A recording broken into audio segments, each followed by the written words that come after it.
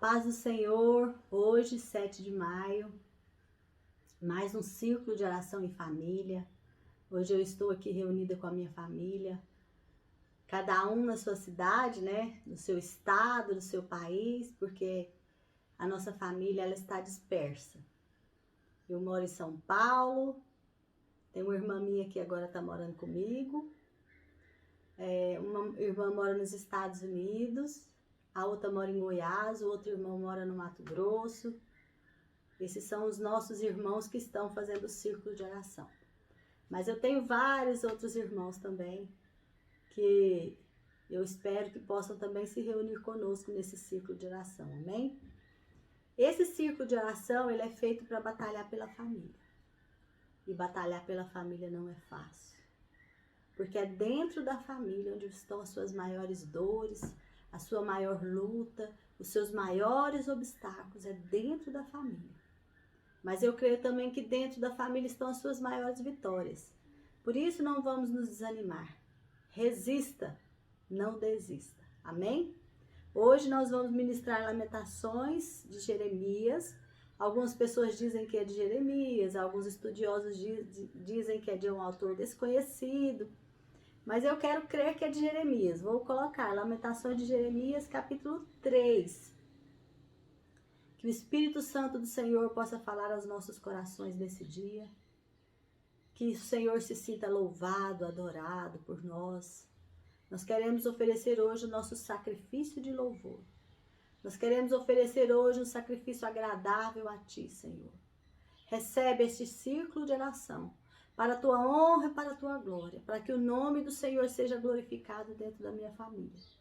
Para que o Teu nome, Senhor, seja a essência, para que o Senhor seja a nossa base, para que o Senhor seja o nosso ar, o nosso respirar, para que o Teu amor possa inundar os nossos corações e nós, como família, possamos amar uns aos outros, em nome de Jesus.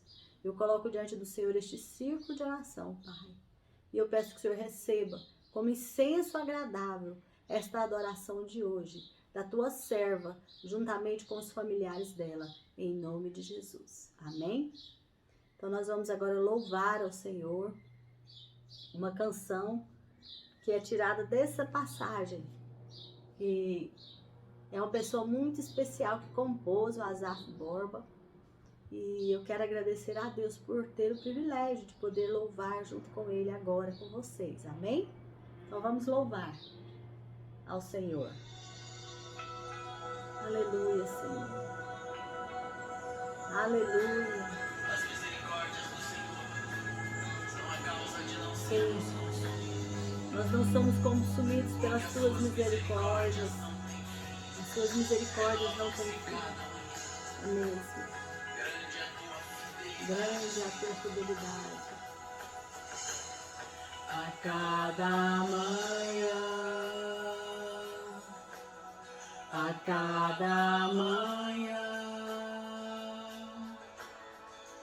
as misericórdias se renovam. A cada manhã,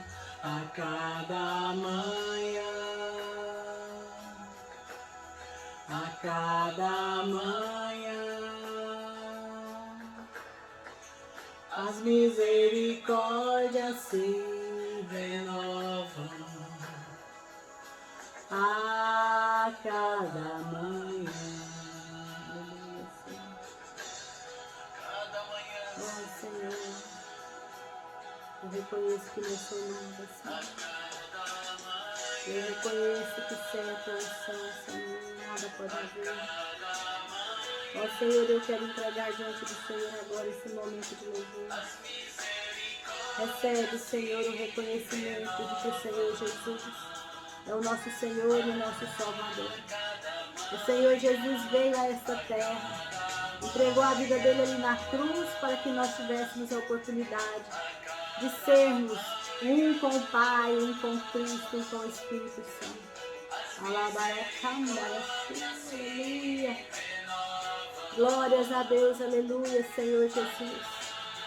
A Ti, Senhor Jesus, toda honra, toda glória, todo louvor. Tu és Deus da minha família, Senhor Jesus. Oh, glória a Deus, aleluia. Sarus dos céus, olha os lírios, os pássaros. Deus cuida de todos eles. Com fidelidade, amor, não semeiam nem ceifam a glória de Deus a cada dia, a cada manhã, a cada manhã, a cada manhã. Esperança se renova a cada manhã, a cada manhã, a cada manhã. Nossas esperanças se renovam a cada manhã. Oh, glória a Deus, aleluia. A cada manhã nossas esperanças se renovam. A cada manhã as misericórdias do Senhor se renovam. Nós não somos consumidos porque as misericórdias dele não têm fim. Nós realmente não somos nada, nós somos pecadores, nós somos imerecedores. Não há nada que possamos fazer para merecer esse amor. Não há nada que a gente possa fazer para chegar 1 milímetro perto disso. Porque nós somos falhos, nós somos pecadores e errados diante do Senhor. E o amor dele por nós é grandioso, é tão grande que ele deu o filho dele por amor a nós. Então que isso possa entrar dentro do meu coração hoje. Que isso possa ser arraigado dentro de mim hoje com toda a força, em nome de Jesus. Amém?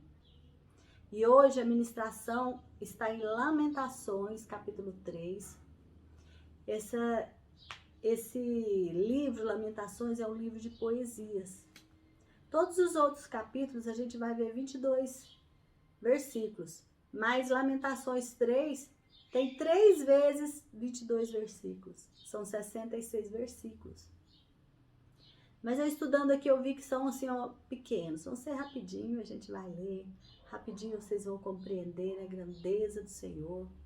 E a gente vai trabalhar em cima de algo que é tão tremendo quando a gente erra, quando a gente arrepende e quando a gente recebe o perdão.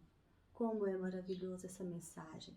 E é a mensagem que o Senhor Jesus Cristo trouxe para nós. Arrependa-se dos seus pecados e receba o perdão. Não há pecado tão grande que o sangue de Cristo não possa lavar.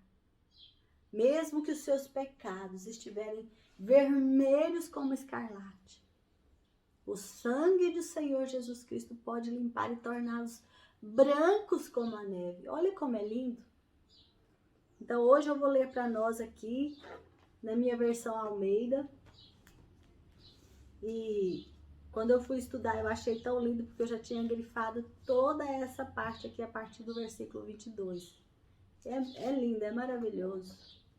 Então esse aqui é o profeta, poeta, lamentando e reconhecendo o poder do Senhor, reconhecendo o amor do Senhor. A gente vai ver isso aqui. A gente vai ver um lamento por Israel e a gente vai ver um reconhecimento e a gente vai ver um arrependimento e a gente vai ver a transformação quando o Senhor trabalha. Como é lindo esse capítulo. Então vamos à leitura. Eu convido você a abrir a sua Bíblia em Lamentações, no capítulo 3, e seguir junto comigo. Se você estiver tranquilo e tiver espaço agora para fazer isso, ótimo. Se não, se você estiver no trânsito, se você estiver lavando as suas vasilhas, organizando a sua casa, liga o som e vai louvando, vai oferecendo o seu sacrifício ao Senhor agora nesta manhã, um tempo de adoração a Ele, amém? Convidado o povo a reconhecer o seu pecado. Eu sou o homem que viu a aflição pela vara do furor de Deus. Ele me levou e me fez andar em trevas e não na luz.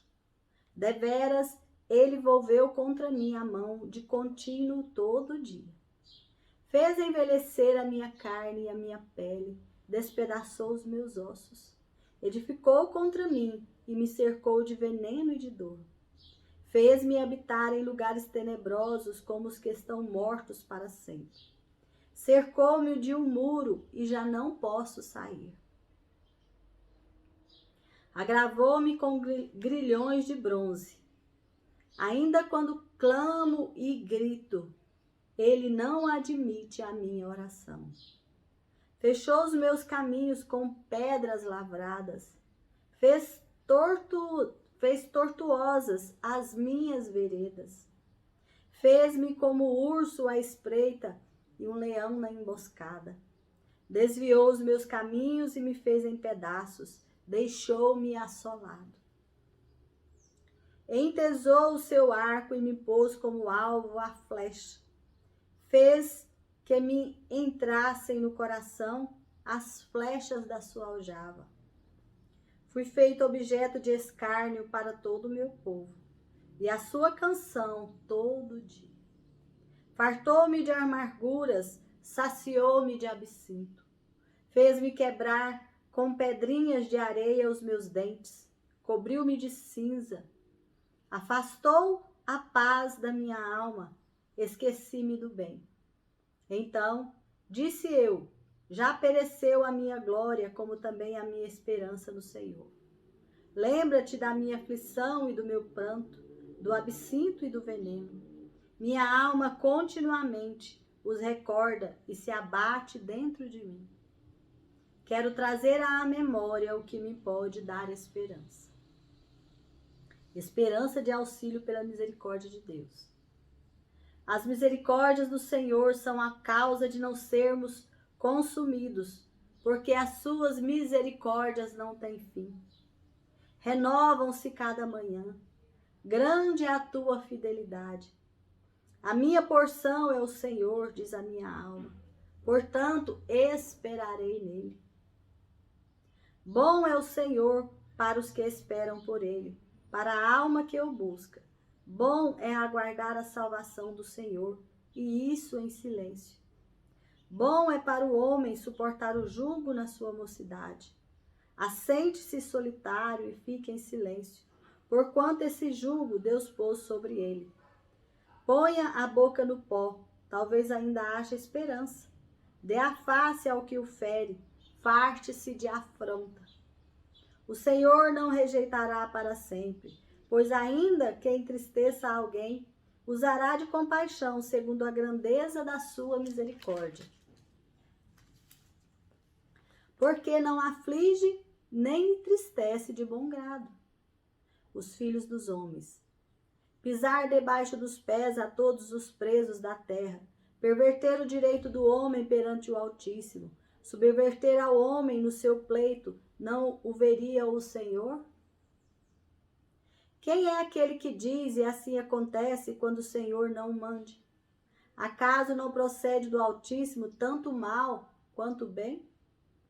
Por que, pois, queixa o homem vivente? Queixe-se cada um dos seus próprios pecados. Esquadrinhemos os nossos caminhos, provemo-los e voltemos para o Senhor. Levantemos o coração, juntamente com as mãos, para Deus nos céus, dizendo: nós prevaricamos e fomos rebeldes, e tu não nos perdoaste. Cobriste-nos de ira e nos perseguiste, e sem piedade nos mataste. De nuvens te encobriste, para que não passe a nossa oração. Como cisco e refúgio nos puseste no meio dos povos. Todos os nossos inimigos abriram contra nós a boca. Sobre nós vieram o temor e a cova, a assolação e a ruína. Dos meus olhos se derramam torrentes de águas por causa da destruição da filha do meu povo. Os meus olhos choram, não cessam e não há descanso, até que o Senhor atenda e veja lá do céu. Os meus olhos entristecem a minha alma por causa de todas as filhas da minha cidade. Caçaram-me como se eu fosse ave, os que sem motivo são meus inimigos. Para me destruírem, lançaram-me na cova e atiraram pedras sobre mim. Águas correram sobre a minha cabeça. Então disse: estou perdido. Da mais profunda cova, o Senhor, Senhor, invoquei o teu nome. Da mais profunda cova, Senhor, invoquei o teu nome. Ouviste a minha voz. Não escondas o ouvido aos meus lamentos, ao meu clamor. De mim te aproximaste no dia em que te invoquei. Disseste: não temas. Pleiteaste, Senhor, a causa da minha alma. Remiste a minha vida. Viste, Senhor, a injustiça que me fizeram. Julga a minha causa. Viste a sua vingança toda, todos os seus pensamentos contra mim. Ouviste as suas afrontas, Senhor, todos os seus pensamentos contra mim. As acusações dos meus adversários e o seu murmurar contra mim, o dia todo. Observa-os quando se assentam e quando se levantam. Eu sou objeto da sua canção. Tu lhes darás a paga, Senhor, segundo a obra das suas mãos. Tu lhes darás cegueira de coração e tua maldição imporás sobre eles. Na tua ira os perseguirás, e eles serão eliminados de debaixo dos céus do Senhor. Amém? Glórias a Deus, aleluia, Senhor, por esta palavra. Que a ministração, Senhor, que saia dos meus lábios neste momento sejam inspiradas pelo Teu Espírito Santo. Que não seja eu a falar, Senhor, porque eu sou infiel, eu sou de lábios impuros, eu sou errada, Pai, neste mundo. Mas o Teu Espírito é santo, Senhor, então que seja Ele a usar este vaso, Senhor, e a transformar este vaso num vaso perfeito, segundo a obra que o Senhor deseja que Ele realiza. Em nome de Jesus. Amém? Glórias a Deus. Então eu anotei aqui algumas meditações que eu fiz sobre este capítulo. Lamentações, capítulo 3. E a palavra que tem para nós é castigo, arrependimento e esperança. Então, quando nós pecamos, quando nós estamos em pecado, e Deus vai nos corrigir, Deus aplica sobre nós um castigo. E quando nós estamos passando por esse tempo que a gente costuma chamar vale, que a gente costuma chamar deserto, que a gente costuma chamar de silêncio, é um tempo onde a gente pode estar sendo provado ou onde a gente pode estar sendo castigado. Então, nesse tempo de castigo, o profeta, o poeta, estava olhando para Jerusalém, passando aquele tempo, vivendo aquela época onde Jerusalém foi destruída, onde os inimigos entraram na cidade e avassalaram, tiraram tudo, levaram toda a riqueza da cidade. E o pior, mataram pessoas, mataram crianças, mataram jovens, mataram as pessoas da cidade. E os melhores eles levaram como prisioneiros. E o poeta estava vivendo nesse tempo, um tempo de castigo. Um tempo onde só se via furor, onde a ira de Deus estava sendo derramada. E quando a ira de Deus está sendo derramada, ninguém pode parar. Não há nada que possa deter a ira do Senhor. E quando eu paro e penso no tempo que a gente está vivendo, eu me preocupo com isso. Eu me preocupo com isso, porque eu vejo a história que a gente está estudando, as profecias de Jeremias, A gente terminou o livro de Jeremias agora, entramos em Lamentações. E a gente viu o tempo todo o profeta avisando o povo, e o povo em rebelião. O povo não queria ouvir aquela mensagem de confronto. Muitas vezes o Senhor está nos confrontando e a gente não quer ouvir a mensagem de confronto. Por quê? Porque dói. O nosso pecado dói. O nosso erro dói. Nós não temos orgulho em falar sobre ele, nós não temos alegria, nós não queremos expor os nossos erros. E a gente entra num tempo de castigo, num tempo de provação, num tempo de deserto, num tempo de silêncio de Deus, porque não há nada, nada pior do que o silêncio de Deus, do que o sentir-se afastar-se do Senhor. É terrível, é uma sensação terrível, dói. E eu coloquei aqui do versículo 1 até o versículo 20, o poeta ele estava passando, vamos fazer como se ele estivesse numa trajetória. Então vamos analisar esse capítulo como se fosse uma trajetória de alguém. Então do versículo 1 até o versículo 20, ele estava recebendo os golpes da ira de Deus. A ira de Deus estava sobre ele. A ira do Senhor estava sobre aquele lugar, aquele tempo, aquela nação, aquelas pessoas. E todos que estão ali sentem o efeito da ira de Deus. Quando a ira de Deus cai sobre determinada nação, sobre determinada situação, sobre determinado povo, sobre determinada época, as pessoas que estão vivendo ali sentem os efeitos dessa ira. Então, no verso 7, ele diz assim: não posso escapar. Não há nada que eu possa fazer para escapar. Se a ira do Senhor cai sobre nós, não há nada que a gente possa fazer para escapar. Porque ninguém pode livrar das mãos do Senhor. Ninguém pode te livrar das mãos do Senhor.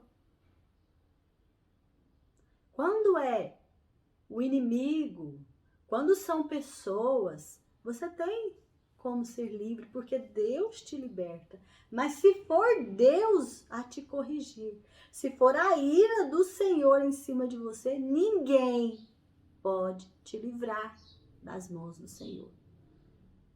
Então no verso 7 ele fala: não posso escapar. Os golpes da ira de Deus estão sobre mim. A minha vida está terrível. Os acontecimentos estão me matando. Eu estou desesperado e angustiado. No verso 8 ele diz assim: grito pedindo socorro, mas ele não quer ouvir a minha oração. Se eu estou em pecado, se eu estou vivendo numa iniquidade, se eu não quero abrir mão do meu pecado, não adianta orar, porque ele não vai me ouvir. Eu grito pedindo socorro, mas ele não ouve a minha oração.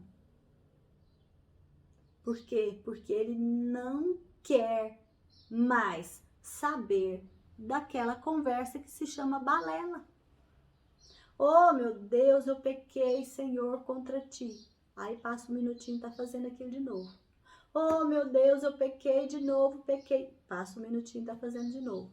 É como uma pessoa que te pede perdão e volta a cometer aquele pecado. Te pede perdão e volta a fazer a mesma coisa. Te pede perdão e volta a fazer a mesma coisa. Isso se chama iniquidade. É você persistir em viver naquele pecado. E quando a gente persiste em viver num determinado pecado, aquele pecado ele vai se cauterizando dentro de nós e a gente já não mais ouve a voz do Espírito Santo falando: meu filho, minha filha, está errado esse caminho, sai desse caminho. Esse caminho está te levando para o deserto, esse caminho está te levando para o buraco, esse caminho vai te levar para o inferno.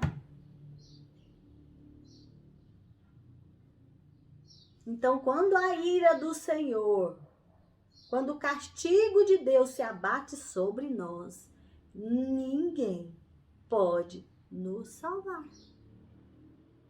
No verso 9, ele fala assim: não posso sequer ir em frente. Ele fecha o meu caminho. Não posso seguir em frente. Não posso dar mais nenhum passo. Não posso me mover, porque ele fechou o meu caminho. Nada dá certo. Tudo dá errado. Para todo lado que eu movimento, as coisas se fecham. As portas se fecham. Os caminhos se fecham. Porque ele fechou. A porta que ele fecha, ninguém abre. Se Deus colocar o castigo sobre nós, podemos gritar, não conseguimos escapar. Quem vai ouvir? Quem pode enfrentar a Deus? Ninguém. Se Deus nos castiga, nós não podemos sair do lugar. E aquele povo tentou a Deus de tantas formas. Tentou a Deus de tantas formas. Jerusalém foi tentando, foi desobedecendo, foi criando ídolos, virou as costas para o Senhor, a ponto de sacrificar próprios filhos a deuses falsos. Não queria saber de Deus. Quando vai falar de Deus, não quer ouvir. Você tem visto pessoas assim hoje? Você tem observado isso? As pessoas que veem todos os dias a criação do Senhor e dizem que Ele não existe. Essas pessoas não têm desculpa. As pessoas que cometem pecados terríveis, e pior do que isso, elas dão apoio para aquelas que cometem também. Concordam com as que cometem também. Ah, mundo! Ah, tempo moderno! Ah, nação! Cuidado! Cuidado com os conselhos que você tem seguido. Cuidado com os caminhos que você tem percorrido. Cuidado com as rodas onde você tem se assentado. Cuidado com os conselhos que você tem ouvido e dado ouvido. Cuidado com os amigos que você tem andado. Porque se a ira do Senhor se abater sobre você, se o castigo de Deus se abater sobre você, ninguém, nada pode te salvar. Então lá no versículo 20, ele disse assim: penso sempre nisso e fico abatido. Agora a gente vai entrar numa outra questão, que é sobre a força que você tem de pensar positivo e de pensar negativo. Quando o Senhor abate sobre você a ira dele, você não tem escapatória. Ele não ouve a sua oração, ele não te dá crédito, ele fica em silêncio e ele te corrige. Mas a misericórdia dele não tem fim. Ele faz isso com amor. Ele faz isso para te corrigir, para te levar no prumo certo, para que você entre pelas veredas da justiça e saia do caminho da perdição. E aí, quando você está nesse tempo de castigo de Deus, quando você está nesse tempo de deserto, se você ficar pensando nisso e ficar abatido e achar que não tem mais jeito, e ficar achando que você está perdido, que nada tem mais jeito, que você realmente é ruim, então você vai se entregar à maldade, então você vai entregar a coisas que é ruim. Ah, minha vida não dá certo, eu não consigo um emprego, ah, então eu vou me entregar a uma vida de desespero, eu vou me entregar à angústia, eu vou me entregar à depressão, eu vou me entregar à ansiedade, eu vou me entregar a maus pensamentos. Aí você nunca vai sair desse tempo de correção. Porque o tempo de correção é para corrigir, para te melhorar. Então você tem que ir lá nos seus pensamentos. Aqui ele fala assim, ó, penso nisso, no versículo 20. Penso sempre nisso e fico abatido.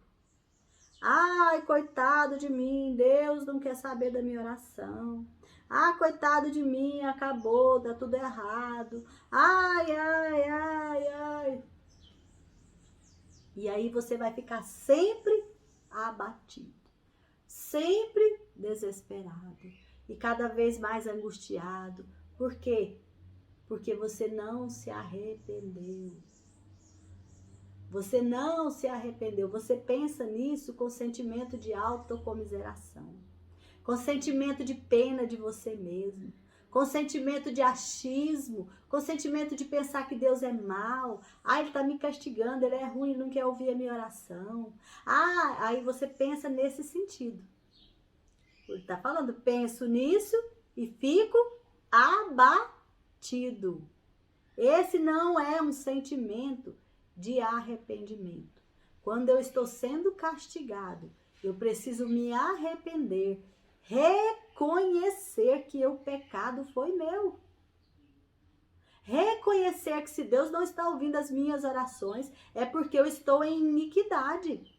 Deus não compactua com o pecado. Deus não ouve a oração de quem quer ficar e viver em pecado.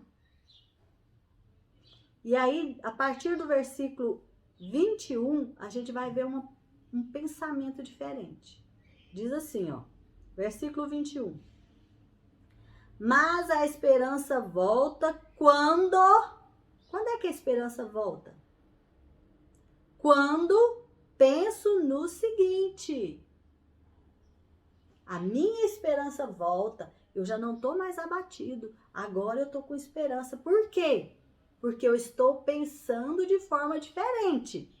Penso no seguinte, eu fui anotando o que ele estava pensando, algumas coisas para a gente entender. As misericórdias do Senhor não têm fim, renovam-se a cada manhã. Ele é fiel, esperarei nele, ele é tudo que eu preciso. Quando eu penso diferente, quando eu me arrependo, quando eu entendo que eu estou recebendo aquele castigo porque eu estou em pecado e preciso corrigir a minha vida, preciso me arrepender, peço, Senhor, me ajuda a me arrepender desse pecado. Senhor, eu não estou arrependido, me ajuda a arrepender. Senhor, eu quero me arrepender, eu quero consertar a minha vida. Quando eu penso que as misericórdias do Senhor se renovam a cada manhã, que Ele está fazendo aquilo para me corrigir porque Ele me ama, porque quando eu aceito a correção dEle, eu mostro que Ele me ama e eu aceito o amor de Deus por mim. Eu sei que Ele está me perdoando, não é porque eu mereço, é porque a misericórdia dEle não tem fim. A misericórdia dEle se renova a cada manhã. Enquanto eu estiver lá no versículo 20, não adianta as misericórdias do Senhor se renovarem, porque eu não vou dar atenção a elas. Lá no 20 eu penso nisso e fico abatida. Eu penso o quê? Penso que não posso escapar, penso que não tem mais jeito, eu penso que eu oro e Deus não me ouve, eu penso que não tem mais jeito, que eu não consigo mais caminhar, eu estou preso no buraco, eu estou preso no poço sem fundo. Ai, coitado de mim, meu Deus, por que que a minha família fez isso comigo? Ai, por que que eu não consegui aquele emprego? Ah, por que que isso não deu certo? Ah, por que que o meu casamento aconteceu isso? Ah, por que que o meu marido virou as costas para mim? Ah, por que que o meu filho não me trata desse jeito? Ah, por que que os outros não fazem aquilo que eu quero? Ah, enquanto eu estiver nesse pensamento, eu ficarei abatido. Mas, quando eu pensar assim, as misericórdias do Senhor se renovam a cada manhã. As misericórdias do Senhor não têm fim. Misericórdia é algo que eu recebo sem merecer. É graça. Deus me ama sem eu merecer. Não é porque eu mereço. Então, eu sou sortuda. Eu tenho sorte Eu sou privilegiada. E aí eu penso, ele é fiel. Não é porque eu sou infiel que ele vai ser infiel. Não, ele é fiel. Não é porque eu fui desamorosa, eu errei, que ele vai ser desamoroso. Não, ele é amor. Esperarei nele. Ele é tudo que eu preciso. Eu começo a entender a identidade que eu tenho nele. O que eu sou, quem eu sou em Cristo. E a esperança vai voltando. Eu devo esperar em silêncio, com paciência, suportar o sofrimento. Aquele sofrimento que estava tão terrível, ele vai perdendo peso na minha vida. Porque eu penso assim, eu tenho que suportar. Eu não tenho que lamuriar, eu tenho que louvar. Eu estou passando por um tempo de deserto, por um tempo de aflição, por um tempo de provação. Eu tenho que suportar com bom ânimo, porque no mundo eu tenho aflição. Mas eu preciso ter bom ânimo, porque Jesus venceu o mundo. Deus não rejeita para sempre. Devemos nos humilhar, pois pode ainda haver esperança. Olha que glória, que maravilha. Deus não nos rejeita para sempre. Então lá no versículo 20 ele se sentia rejeitado, abatido. E aqui ele já entende, Deus não nos rejeita para sempre. Lá no versículo 8 ele falava, eu grito pedindo socorro e Deus não ouve a minha oração. Aqui ele já fala, Deus não me rejeita para sempre. Ele não tem prazer em nos causar dor ou sofrimento. Então aqui do primeiro eu estava no castigo. Aqui agora eu estou passando para o arrependimento e entrando em mim a esperança. Agora já está entrando em mim a esperança. Deus nunca perdeu o controle. Ou seja, essa situação, esse terror que eu tenho vivido, essa situação com a minha família, essa situação com a minha filha, essa situação com o meu marido, essa situação com a minha mãe, ela tem fim porque Deus não perde o controle. Essa situação no país tem fim porque Deus não perde o controle. Tudo está acontecendo debaixo da autoridade de Deus. Ele não perde o controle. Está entrando em mim a esperança. No 37 diz assim, ninguém pode fazer acontecer nada se Deus não quiser. Tanto bem quanto mal procedem dele. Se acontece bem, se acontece mal, ele tem o domínio, é ele que permite ou não, está nas mãos dele. Então eu tenho que entender que eu tenho que ser humilde, submissa, que eu tenho que aceitar o Senhor, eu tenho que resistir aos maus pensamentos, eu tenho que resistir à queixa, eu tenho que resistir à falta de fé, eu tenho que resistir à ira, eu tenho que resistir o descaso das coisas do Senhor. O que é para o Senhor eu tenho que fazer bem feito, porque Ele é Deus. É Ele que decide. Tudo é dele, por Ele, para Ele, todas as coisas. Tanto bem quanto mal estão nas mãos dele. A decisão é dele, porque quem é Deus é Ele. Eu tenho que me humilhar, eu tenho que entender que Deus, sem mim, Ele é Deus. Ele continua sendo o Criador, o poderoso que fez os céus e a terra. Mas eu, sem Deus, o que sou eu sem Deus? Eu não sou nada. Eu não sou nada sem Deus. Então, eu sou uma privilegiada por Ele me querer, por Ele me amar. Então eu tenho que ser humilde e entender que eu sou pó.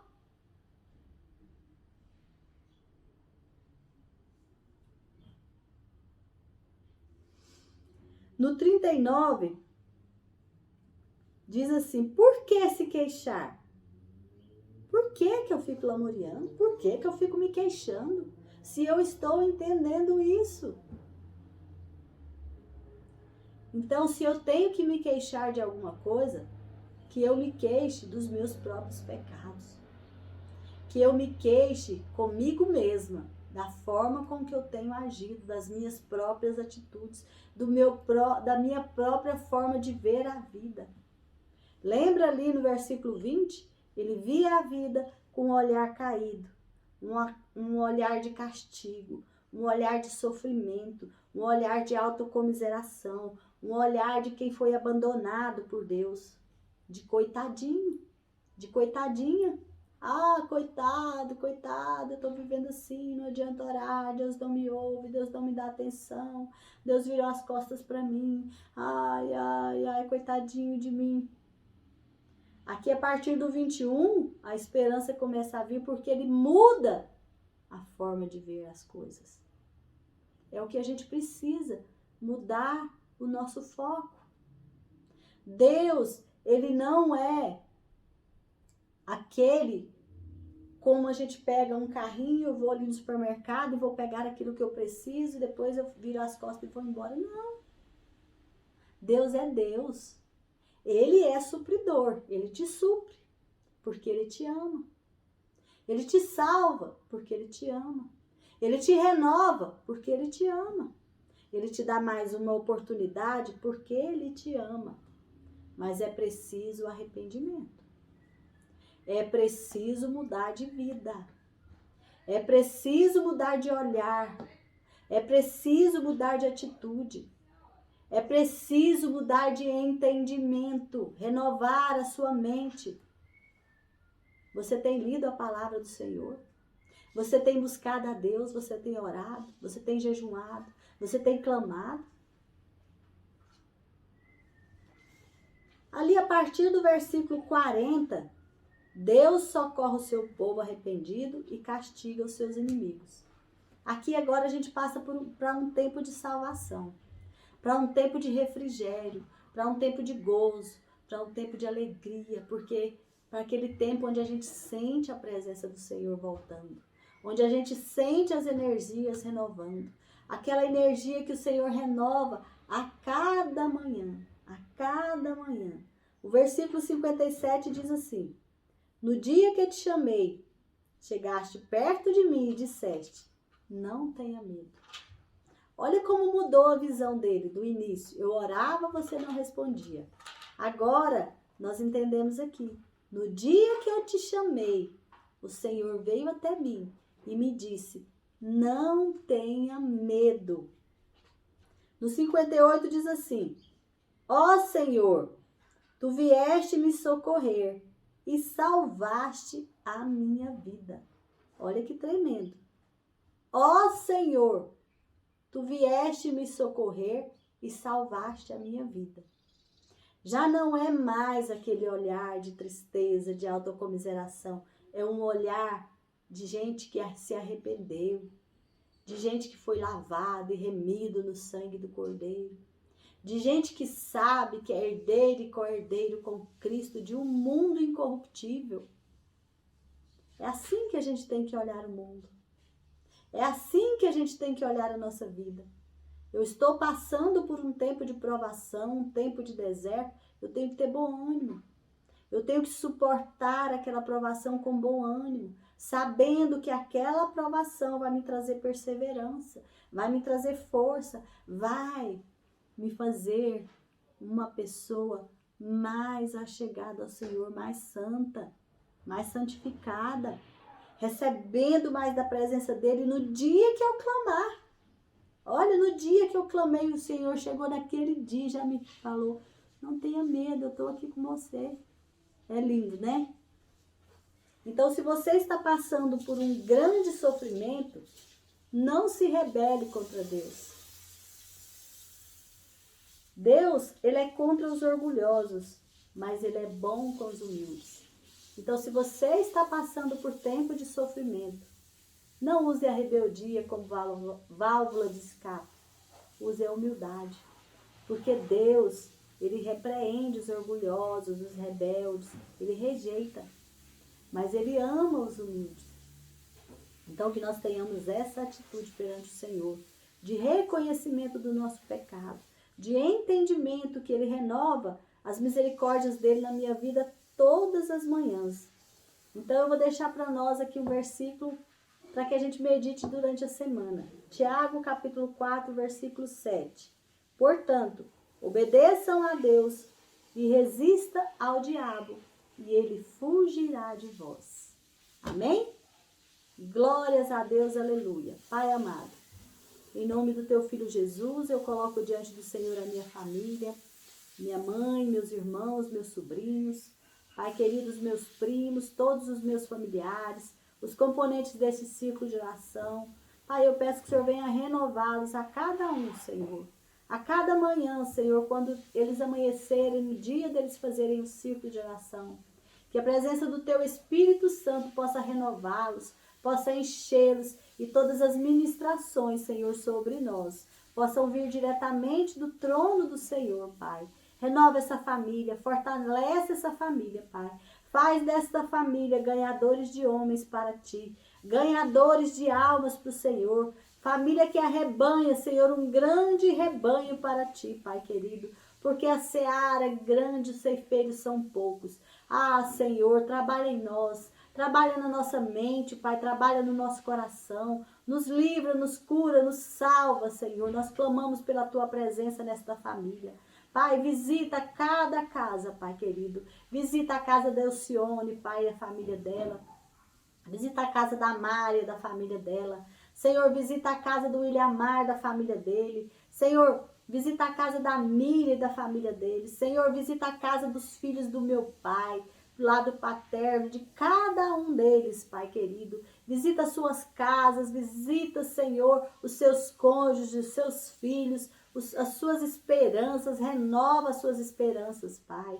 Visita, Senhor, a casa da tia Marinha, a Fátima, a Silvia, as suas casas, Pai.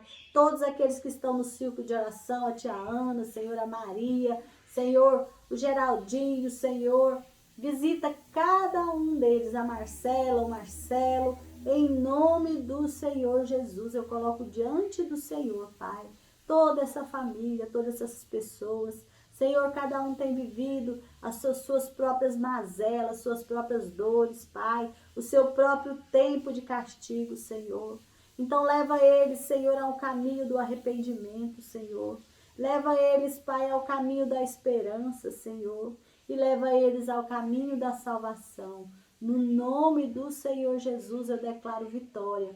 Eu declaro, Senhor, que cada um da minha família, Senhor, vai ter o seu nome escrito no livro da vida. Aqueles que ainda não tiveram um encontro com o Senhor Jesus, eles vão ter um encontro com o Senhor Jesus, um encontro genuíno, Pai. Eles vão se arrepender dos seus pecados, confessar o Senhor Jesus como Senhor e Salvador da vida deles, Pai. E eles e a casa deles serão salvos no nome do Senhor Jesus. Amém? E glórias a Deus, aleluia. Deus abençoe e até o próximo sábado, se assim Deus quiser e permitir. Fica com Deus. Amém?